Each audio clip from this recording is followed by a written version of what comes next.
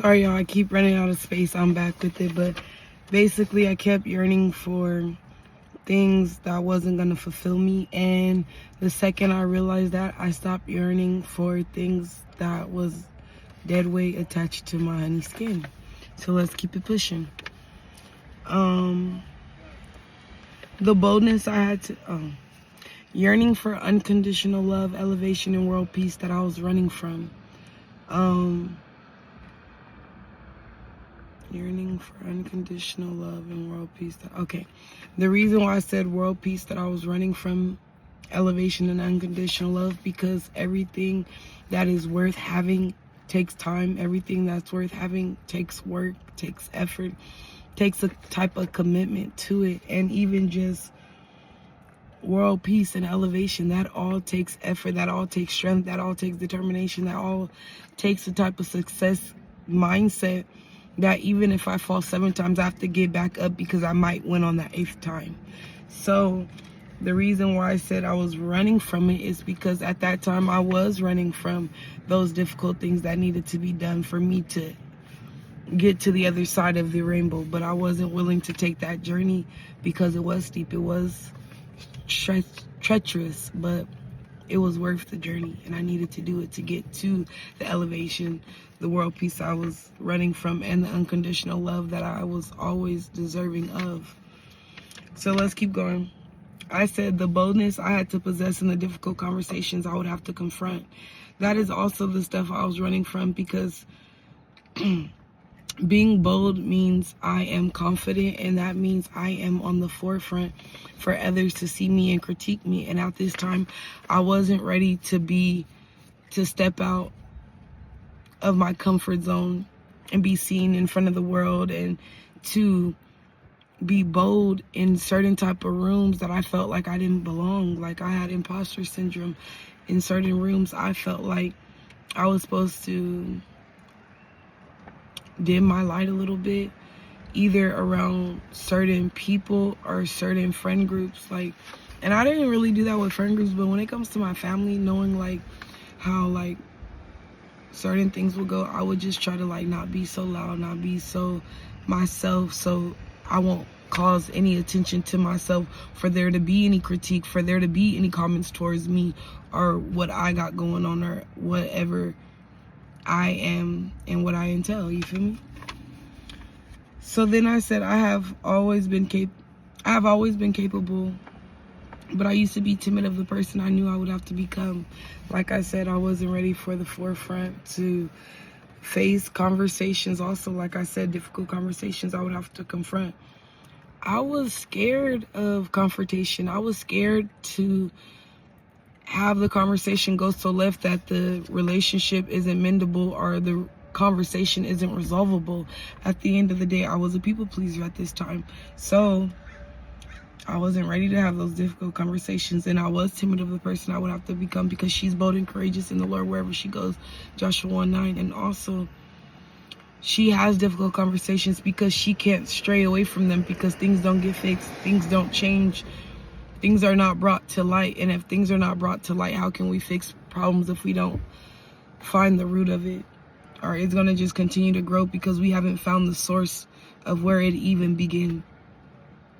And where it begins is where it needs to start, and where it needs to be inspected, but also dealt with.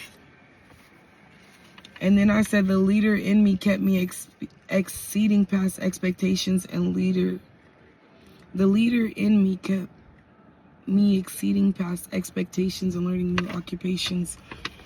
I said that because when I put my best effort, when I thought God was telling me to do a certain thing and I did it, and I put my full effort, and I was bold and courageous in the Lord, not only did I get leader positions, like I got the president position only a month after being at school. I was in the summer position. I mean, I did summer school, so that's only like 6 weeks. After that 6 weeks, we come back to school. It's spring. They want to give me the summer position. It's fall. They want to give me the president position. I give it up, so I get vice president. The next season and semester, 2 semesters, I did president. But in the vice president position, I was able to do ICC rep, and that is the representation that goes to meetings, explains what your club has going on, and then goes back to your club and explains to them what the whole community and the other clubs got going on, so we could be a community within a community, building each other up, because support is everything, and networking at its finest is at those ICC rep meetings. And that is what I got to do in my first season, because in my first semester of school, I wanted to be boots on the ground. I wanted to do stuff. And as the president, I couldn't have done certain things, but giving that position up, also the girl that got it that semester, she wanted that on her transcripts. I just got to school. This is my first semester. I have 2 years to be here. She's leaving this. After this is her last semester. I'm never a hitter, and I'm never the type to hog the shine and the light. So at the end of the day, if she needed one thing to put on her transcripts, and it's gonna look great, and she gonna be accepted in X, Y, and Z schools, I wish somebody would open that door for me. I wish I had that opportunity. And not even just that, I wish somebody was compassionate and understanding enough to know they still got time to have it, and they will get a chance to have it. And even vice president looks good, why not just give this to me? So that is why I did that. And God kept blessing me. God gave me different positions. I worked in the Moja office. I worked in all the student engagement centers, and we have one in each department. I also worked in the EOPS office. I got to work in different occupations, and also the EOPS has events and have student parent groups and Zooms and support groups and stuff, and I got to lead certain events and groups. I got to host a podcast with the Black Student Union that I started, and before we had our logo, we had a sister club called Sankofa, and I got to host with them on their Sankofa podcast because they already had it established. They invited me on as a special guest to co-host with them as a representation of the Black Student Union. Like, I tell you not, God was opening so many doors for me by me just taking a leap out on faith, me doing what I felt like was right in the sight of the Lord. And clearly it was, because he rewarded me for all that. And this was behind closed doors. I've never spoke about none of this. People that are around me and go to school with me, they've seen it. They got to see the doors open for me. They got to see the opportunities I got handed to me, and not even handed to me, the opportunities I took advantage of. I will be honest, when I was not bold and courageous in who I am today, I would have passed up these opportunities. I would have been fumbling over my words. I would not have been prepared nor had the confidence to sit on that couch and do what I did so effortlessly, as if I'm conversating with my homegirl and I'm talking to the president of the college. And the president of the college had me sit right next to her. Not even just that, she kept touching my boots. And she told me at the end of it, like, she liked my boots. At the end of the day, networking at its finest is not who you know. Like, you know how they be like, oh, it's not what you know, it's who you know. That is a big part of it, but it's how you hold and sustain and maintain those relationships. How do you show up? Because I'm gonna be honest, before I knew she was the president, I treated her with the utmost respect, and I treated her the same way I treated her the first day I met her to when I found out she was the vice president. My supervisor, aka the dean of the school, before I knew who she was, I would see her every morning because I used to take the bus. That's how I started. I was walking 2 blocks, then I would take the bus. I did this for a whole semester. And by the end of that semester, like I did only summer, by those 6 weeks, which are only a month and a week, I had a car.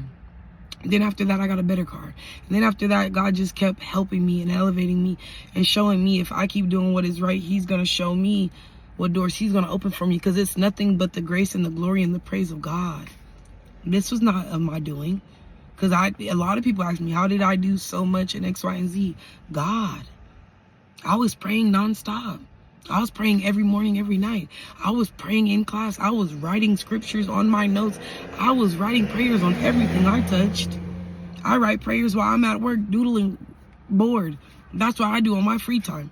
Put God above it all, and he gives me more. But also, me talking about the college position and stuff, I'll come back to it. I don't remember. Let's just keep it pushing.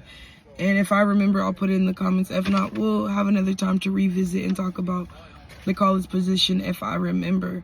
If not, I feel like it has something to do with the Emoja office and me having doors open. Oh, me taking advantage and being bold and courageous. Okay. I would have got these opportunities. Oh, the dean of the school, the president, the dean, my supervisor. Before I knew who my dean was, I used to tell her, "Rise and shine, how you doing? Have a beautiful day, bye." Like I said, the semester was 6 weeks. After those 6 weeks, she was my supervisor. After those 6 weeks, I found out she was my supervisor. The networking and the relationship and the rapport I built was way before I got the position. It started with me seeing her every morning. It started with her seeing me early, bright and early. And after me getting the position, I opened up the office. I was the earliest person. I was the only person that would take the earliest shift. And because of that, the office opened up at 7:30. I opened the office. The first worker and the supervisor comes at 9 a.m. So, or 9 a.m. or 8:30. Either way, I'm there for like an hour by myself. So every morning she would come in. She would see by the time she got there, I started at 7:30. By 7:30, my computer is on playing classical music. I'm already starting my report for the day, and I'm at the thing with my tea. She comes into that thing, and the thing is on open because we have an open and close sign. That's already turned open. The door's already propped open. They can walk in, whatever, X, Y, and Z. I already got the tone set by 7:30. After me making a good report, she see me every freaking day. That's why I was able to go to each department, and that's why I was able to do whatever I wanted, and not like that, but like have the pick of the litter of where I wanted to go, because everybody's seen, and not just that, the supervisor of all of these different departments see my work ethic, and she knows how I move, that if I wanted to go to the next place, I could go to the next place. And the place that I left did not want me to leave, but I was ready to go, and I outgrew my environment, and everywhere I got to go, I learned new things. I got to do new things. I got to do more stuff. I was expanded with my skills, talents, and knowledge, and that would not have happened if I stayed in the first initial place. I was grateful and gracious of the doors and opportunities that the Emoja department and program and club brought to me, but at the end of the day, I knew if I wanted to continue to be the boss lady that I am, I couldn't stay stuck in one place, because God has so much more for me. And if he's preparing me and equipping me in this season, I have to take advantage of all the opportunities. If I would have stayed there, I would not have been able to start the BSU and had that interview where I got to do with the president. All these doors would not have opened if I wouldn't have kept going and walking by faith and not by sight. So things were difficult. Things were hard to walk away from, but I had to do it to see the better days. You sometimes need to leave the good to see the great. And I'm just saying, it does get bigger. It does get better. Don't you want to see it? And if you know you outgrow your environment, then you got to go. It's time to go. So we're going to get back into it. That was my little spiel for the day. Okay, the transformation within my vessel was taking place for a new creation. Why I said that is because, like, when you think about a butterfly, the transformation it goes to with the cocoon and turning into a butterfly, from a caterpillar to a butterfly, that transformation happens for a new creation. It goes from one species to another one, a caterpillar to a butterfly, something that crawls and can't even fly, to something with wings and so beautiful and intricately made. That's divinely orchestrated at its finest. I'm just saying. But that's where I got that metaphor from. Because then I say this butterfly transformation. So, I go further into the butterfly being the whole source of where I got that line. This butterfly